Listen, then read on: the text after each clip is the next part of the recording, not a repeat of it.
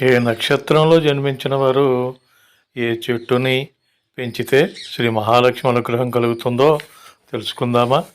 అశ్విని నక్షత్రంలో జన్మించిన వారైతే పూల చెట్లు పెంచుకోవచ్చు.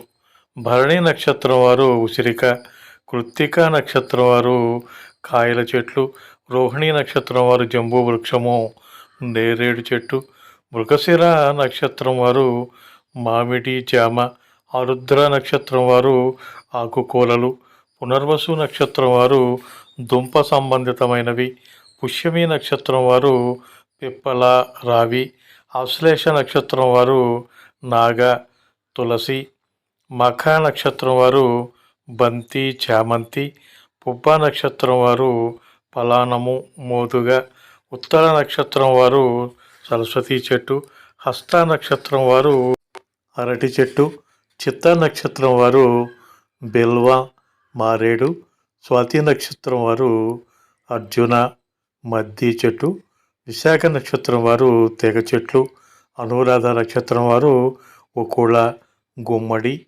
జ్యేష్ఠ నక్షత్రం వారు కరివేపాకు, మునగ, మూల నక్షత్రం వారు దానిమ్మ, పూర్వాషాఢ నక్షత్రం వారు వంజుల, ఉత్తరాషాఢ నక్షత్రం వారు పనస చెట్టు, శ్రవణం నక్షత్రం వారు తులసి చెట్టు, ధనిష్ట నక్షత్రం వారు శమి, జమ్మి చెట్టు, శతభిషం నక్షత్రం వారు కదంబం, కడిమి, పూర్వభద్ర నక్షత్రం వారు వేప, నిమ్మ, ఉత్తరాభద్ర నక్షత్రం వారు ఆమ్ర, మామిడి, రేవతి నక్షత్రం వారు విప్ప చెట్టు పెంచుకోవాలి. ఈ విధంగా ఆయా నక్షత్రాల వారు చెట్లు పెంచితే శ్రీ మహాలక్ష్మి అనుగ్రహం తప్పనిసరిగా కలుగుతుంది. లక్ష్మీదేవి మీ ఇంట్లో కొలువై ఉండాలంటే శ్రీ మహాలక్ష్మి మంత్రాన్ని పఠించండి లేదా వినండి. ఓం శ్రీం హ్రీం శ్రీం కమలే కమలాలయే ప్రసీద ప్రసీద. ఓం హ్రీం శ్రీం ఓం మహాలక్ష్మీదేవ్యై నమః.